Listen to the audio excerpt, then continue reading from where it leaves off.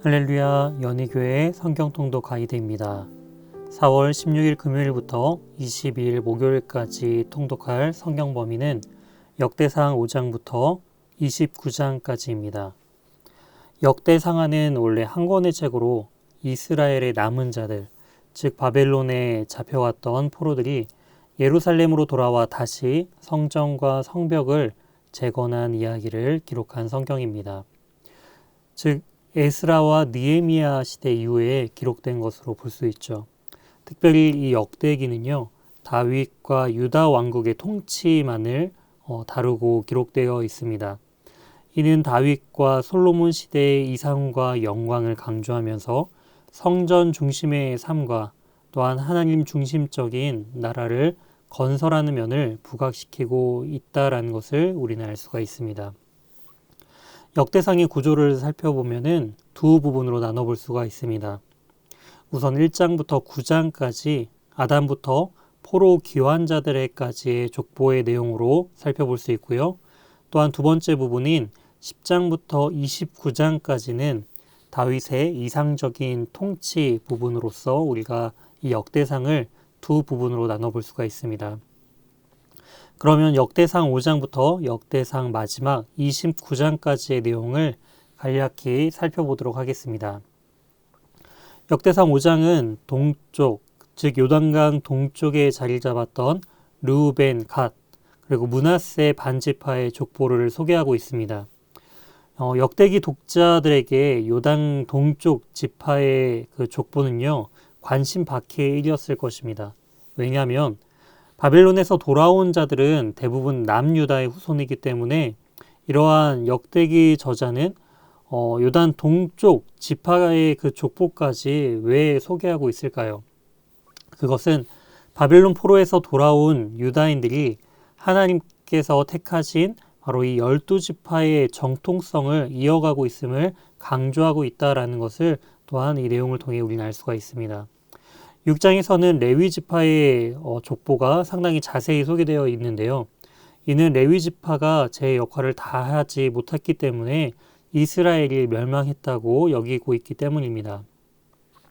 레위 지파는 하나님께 드리는 제사를 주관함으로써 12지파를 하나님 안에서 결속시키는 역할을 담당했어야 했지만 그 사명을 온전히 수행하지 못함으로 인해서 이스라엘이 타락하고 또한 이방 민족의 침략으로 멸망당했음을 또한 강조하고 있습니다. 7장에서는 남유다보다 먼저 멸망한 북왕국 지파들의 족보를 소개하고 있는데요. 이는 하나님께서 은혜를 베풀어 주시면 이 페르시아 제국의 식민지라는 비참한 현실을 이겨내고 과거의 이 통일 왕국의 영광을 회복할 수 있다라는 그 소망을 주기 위해서임을 이렇게 기록하고 있음을 알 수가 있습니다. 이어서 8장에서는 베냐민 지파에 대한 부분들을 많이 소개하고 있는데요. 다른 지파의 거의 2배에 해당하는 분량으로 소개하고 있습니다. 그만큼 중요한 지파로서 강조하고 있는데요. 이는 수도인 예루살렘이 원래는 베냐민 지파의 영토에 속해 있었고요. 또한 이스라엘 첫 번째 왕인 그 사울이 속해 있던 지파도 바로 베냐민 지파였습니다.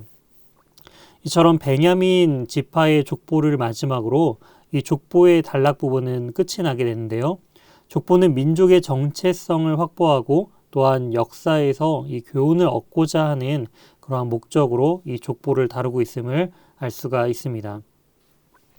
이어서 역대상 9장에서는 저자는 예루살렘에 다시 사람들이 살기 시작했다라고 말을 합니다. 즉 예루살렘에 정착한 사람들 중에 그 레위인들을 가장 먼저 언급하고 있는데요. 바로 이 레위인들을 언급함을 통하여서 약속의 땅으로 돌아온 사람들이 또한 어떤 일에 가장 힘써야 하는지를 강조하고 있죠. 그것은 바로 레위인들이 그 역할을 제대로 감당하지 못함으로 멸망당한 것처럼 레위인들이 온전히 감당해야 할 바로 이 성전의 예배의 회복과 또한 율법을 따라 살아야 함을 강조하고 있습니다. 10장에서는 사울이 죽은 이유에 대해서 설명하고 있습니다. 그것은 10장 14절에 언급한 것과 같이 여호와께서 그를 죽이셨다라는 것이죠. 또한 하나님은 사울을 이어 다윗에게 이 왕권을 넘겨주셨다라고 말씀을 하고 있습니다. 이어서 11장에서는 다윗이 온 이스라엘의 왕이 된 이유에 대해서 설명해주고 있습니다. 성경은 그 이유를 만군의 여호와께서 함께 계심으로 인해서 다윗이 점점 강성하게 되었다라고 설명하고 있죠. 또한 이어서 11장의 이 주제가 이어서 12장까지 이어지고 있는데요. 다윗의 세력은 상당히 미미했습니다.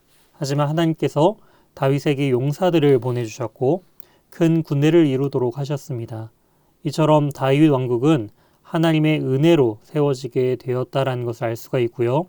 역대기 저자는 이 사실을 설명하면서 지금은 미약할지라도 하나님의 은혜를 의지함을 통하여서 다시 회복할 그 이스라엘을 강조하고 있습니다. 13장에서는 다윗이 하나님의 궤를 왕궁으로 옮겨오는 그 첫 번째 1차 과정을 기록하고 있는데요.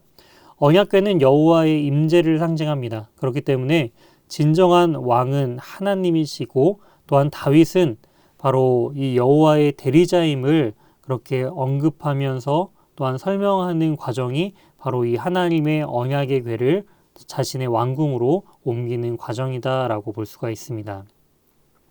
14장은 하나님께서 다윗에게 주신 복을 요약합니다.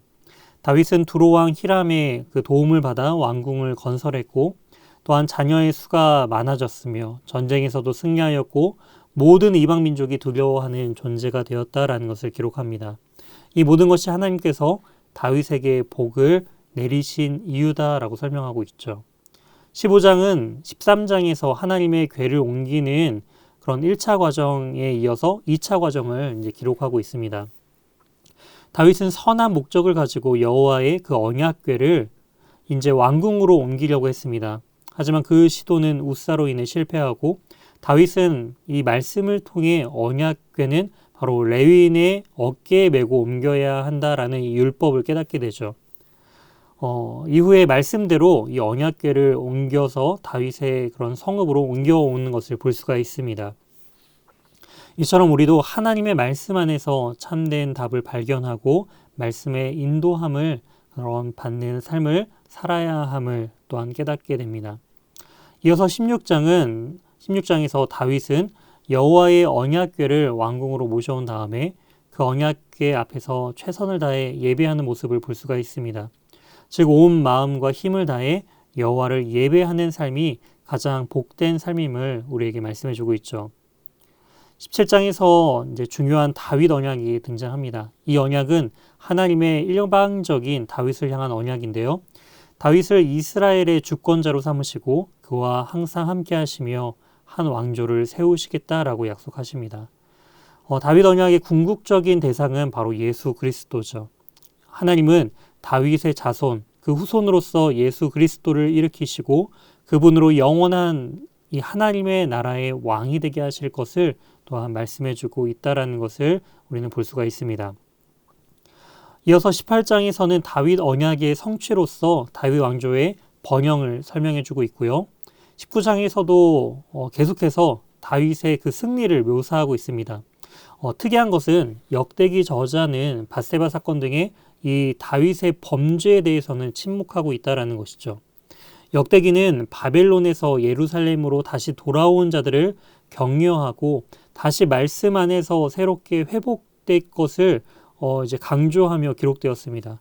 그렇기 때문에 이러한 다윗의 범죄에 대한 기록은 또한 생략하고 있음을 알 수가 있죠. 이어서 20장은 다윗이 받은 그 축복의 절정을 이제 묘사하고 있습니다. 다윗이 암몬 족속의 수도인 라빠를 격파하고 또한 왕관을 빼앗아 머리에 쓰는 장면은 다윗의 왕권이 절정에 달했음을 또한 보여주고 있죠. 다윗 왕국이 하나님의 언약 때문에 견고한 것처럼 우리의 삶과 구원 역시도 하나님의 언약으로 인해 견고함을 깨달아야 합니다. 21장에서 다윗의 인구조사에 따른 하나님의 심판을 또한 보여주고 있는데요. 다윗의 교만함으로 인해서 하나님은 이스라엘을 치시고 3일 동안 전염병이 이스라엘에 퍼지는 것을 볼 수가 있습니다. 이처럼 하나님께서는 교만을 매우 미워하십니다.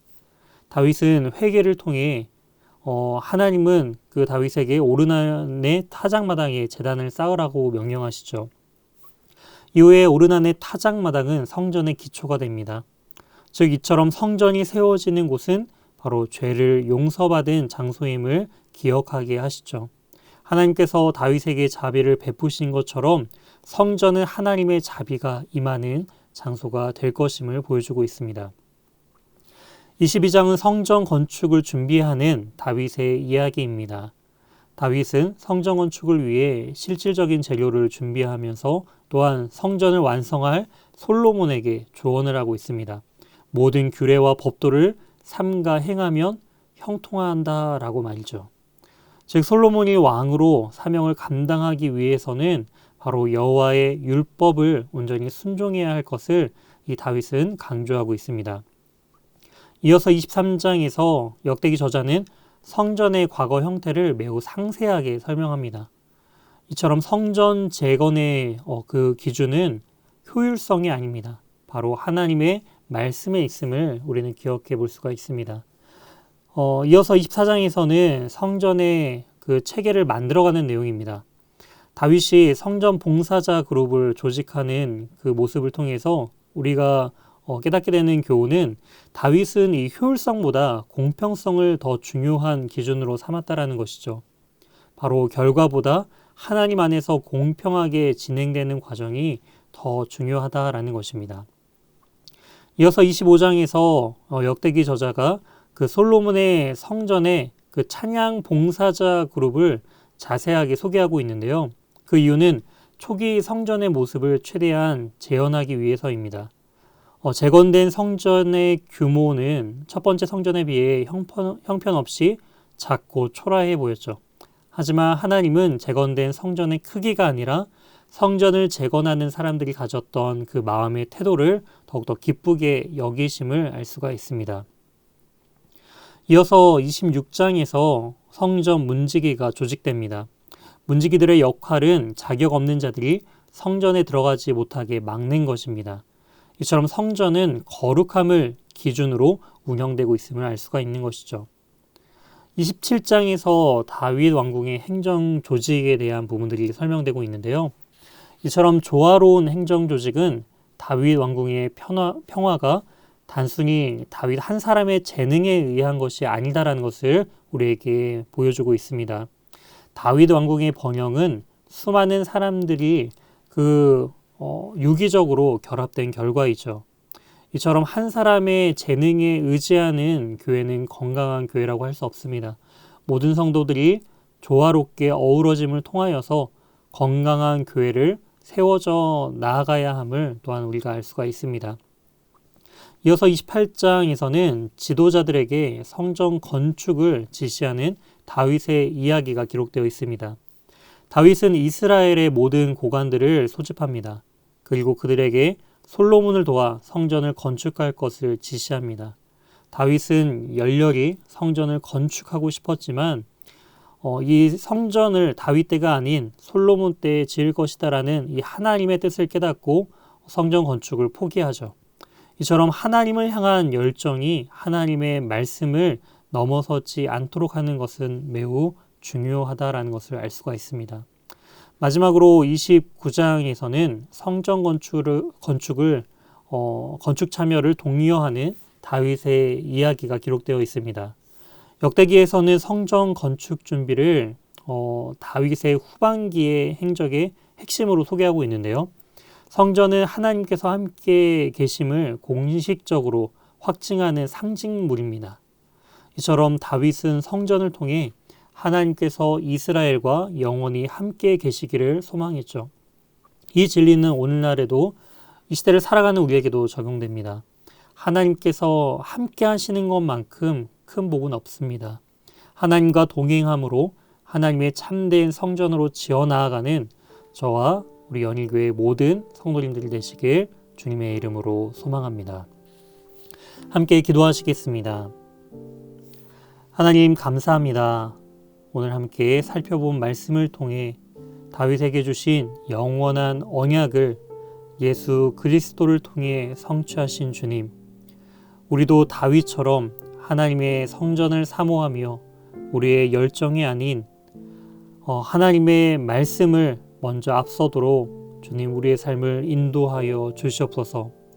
우리의 교만을 꺾으시고 우리 자신이 아무것도 아님을 깨닫게 하여 주시옵소서. 그로 인해 절망이 아닌 하나님의 위대함을 더 알도록 참된 지혜를 허락하여 주시옵소서.